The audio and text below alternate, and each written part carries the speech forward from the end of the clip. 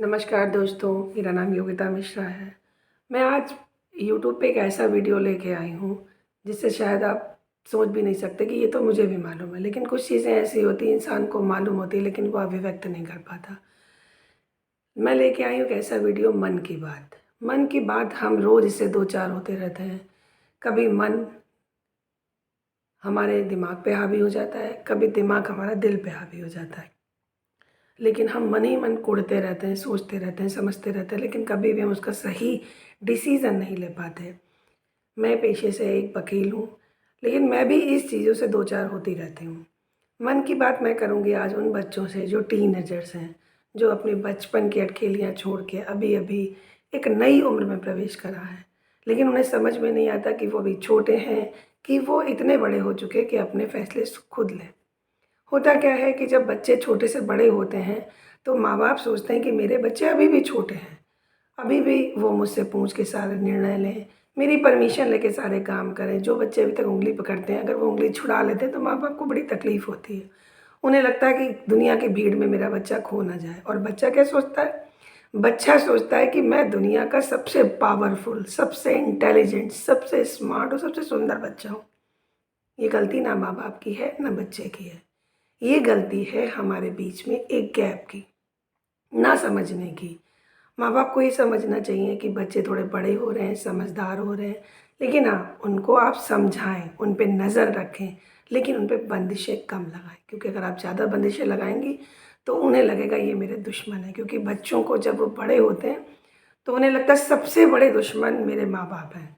लेकिन ऐसा होता नहीं, क्योंकि माँ-बाप हर अच्छे, हर बुरे, हर परेशानी में बच्चों के पीछे खड़े रहते हैं एज़ अ बैकबोन।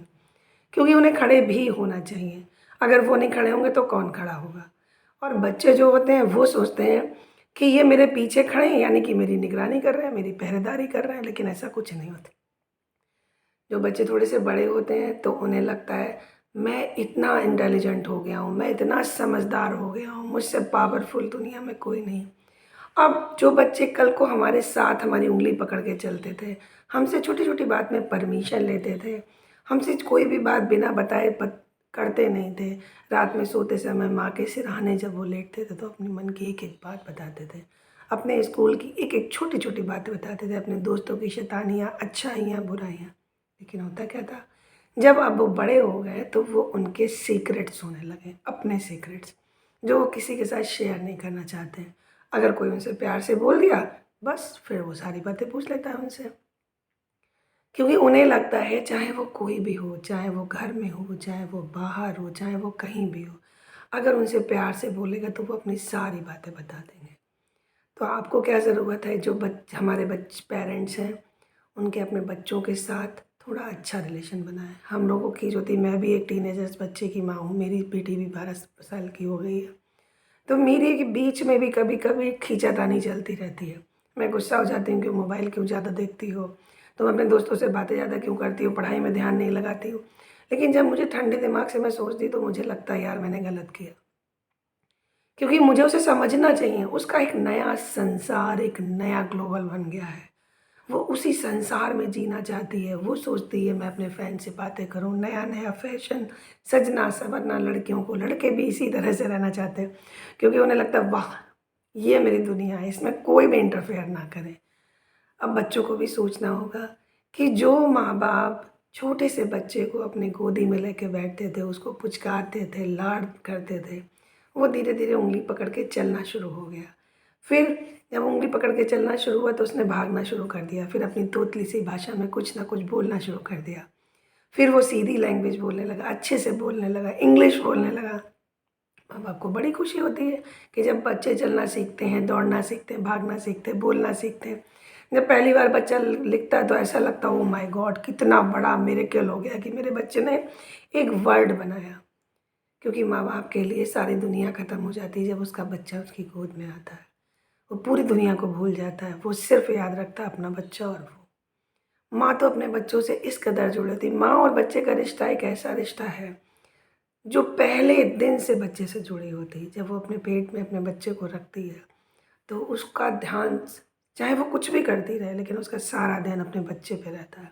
वो कब खाना चाहता है, कब उसे भूख लगी, कब प्यास लगी, यही बच्चा जब दुनिया में आता है तो उसे लगता है अरे मैंने एक आत्मा को जन्म दिया है, मैं इतनी पावरफुल हूँ कि मैं किसी को जन्म दे सकती हूँ, मैं किसी को पाल सकती हूँ, मैं किसी को बड़ा कर सकती हूँ।